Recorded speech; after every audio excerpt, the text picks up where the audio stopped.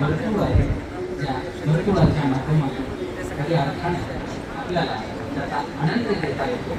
म्हणून या सर्व विधीचं पावित्र्य आपल्या अंतःकरणामध्ये आलेलं आहे. परस्परामध्ये भेटल्यानंतर येणारा जो आनंद आहे, भेटीमध्ये चर्चा होते, संवाद होतो आणि या संवादातून नित्य नूतन असलेले मथनात आपल्याला नवनीत प्राप्त होत असतं.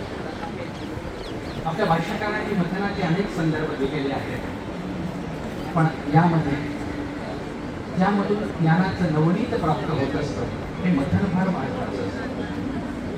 त्यामधून नवनीत निघतं, या नवनीताचं पावित्र्य त्याच्या अंतःकरणामध्ये जर आपल्याला धारण करायचं असेल तर निश्चितपणात त्या क्षणाचा आनंद आपल्याला घेता येतो.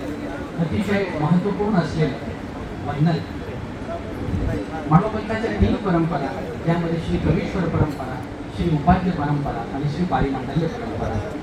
यातील कवीश्वर परंपरेतील आचार्य श्री अंबिकर या पिढीचं महत्त्वपूर्ण वंदन ज्या श्री बाबांनी सांगा अभ्यासता येतो आणि या संपूर्ण ज्ञान साधनेचे विविध पैलूमध्ये आपण सर्वात शेवटी दररोजच्या प्रबोधनाच्या शेवटी या ठिकाणी चिंतन मंथनाच्या माध्यमातून आपण एक प्रश्न विचारला जायचा.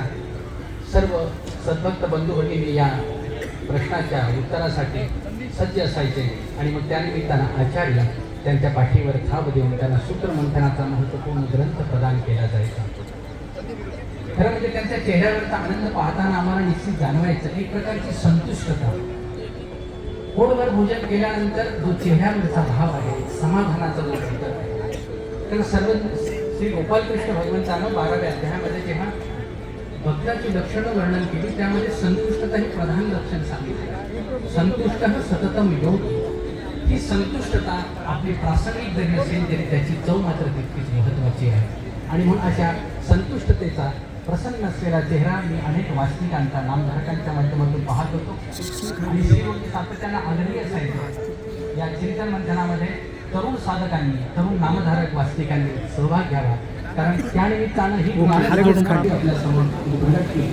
त्या भागवताचार्य श्री बाबा आपल्याला वेळाचरित्रातून माहितीकाठांकडे घेऊन गेले, पण त्यासोबत अधूनमधून दृष्टांताची झलक आपल्याला दिसतच होती. त्याचाही आनंद आपण घेतला. आजच्या सुद्धा या ज्ञानपीठावर जे आचार्य आपल्याला संबोधित करणार आहेत ते प्राधान्याने दृष्टांताच्या अवतीभोवतीच आपण फिरणार आहोत. अर्थातच हे सर्व ज्ञानीजन गुणीजन आहेतच आहे. आजचं नियोजन असं आहे, हा पोथीचा सोहळा आहे म्हणून प्रारंभी दैवाद्य सुखश्री राजेश्री आचार्य श्रीगोजी संबोधित करते. त्यानंतर अखिल भारतीय महानव परिषदेचे अध्यक्ष ते नुकतेच या अध्यक्षपदावर विराजित झालेले आहेत. ब्रह्मविद्या परिवाराला त्यांचा गौरव करावयाचा आहे. त्यानंतर त्या सन्मानाला आदरणीय बाबा उत्तर देतील आणि त्यानंतर मानवपंथामध्ये धर्म या चिंतनाच्या वाटेने एक मैलाचा दगड